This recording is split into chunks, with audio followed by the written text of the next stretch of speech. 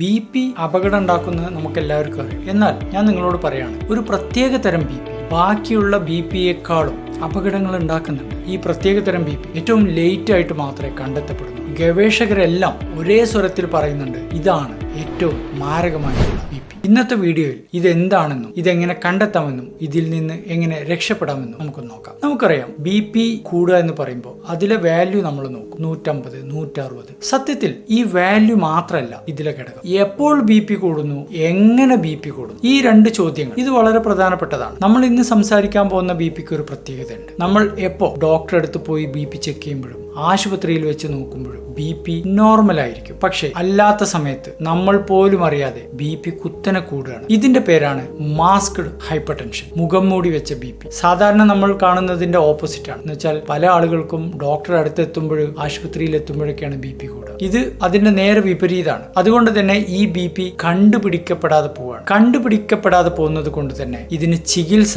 ആവശ്യ സമയത്ത് കിട്ടുന്നില്ല, രോഗി മരുന്ന് കഴിക്കുന്നില്ല. അങ്ങനെ വരുമ്പോൾ 4 മാറ്റങ്ങൾ ശരീരത്തിൽ സംഭവിക്കുന്നുണ്ട്. ഒന്നാമത്തേത്, രക്തധമനികൾക്കകത്ത് കടുത്ത കേട് സംഭവിക്കുകയാണ് പ്രഷർ കാരണം. രണ്ടാമത്തേത്, രക്തധമനികൾക്കകത്ത് പ്ലാക്കുകൾ അടിഞ്ഞുകൂടുകയാണ്. മൂന്നാമത്തേത്, ഹൃദയ മാംസപേശികൾ കട്ടികൂടി സ്ട്രെയിനിലേക്ക് പോവാണ്. നാലാമത്തേത്, കിഡ്നിയിൽ നല്ല ഡാമേജ് വരികയാണ്. പതുക്കെ ഇങ്ങനെയുള്ള വ്യക്തികൾക്ക് ഹാർട്ട് അറ്റാക്ക് സംഭവിക്കാം, സ്ട്രോക്ക് വരാം, ഹാർട്ട് ഫെയിലിയറിലേക്ക് പോവാം, കിഡ്നി ഫെയിലിയർ സംഭവിക്കാം, എന്തിനേറെ പെട്ടെന്ന് കുഴഞ്ഞു വീണുള്ള മരണം വരെ സംഭവിക്കാം. ഇത് കണ്ടുപിടിക്കണമെങ്കിൽ 24 hour BP മോണിറ്ററിംഗ് അഥവാ ABPM എന്ന് പറയുന്ന ഒരു ടെസ്റ്റ് വേണ്ടി വന്നേക്കാം. അതല്ലെങ്കിൽ ചില ആളുകൾക്ക് വീട്ടിൽ നിന്ന് BP നോക്കുക, ഉറക്കത്തിൽ BP നോക്കുക, ഇങ്ങനെയൊക്കെ നമുക്ക് ഇത് കണ്ടെത്താൻ സാധിക്കും.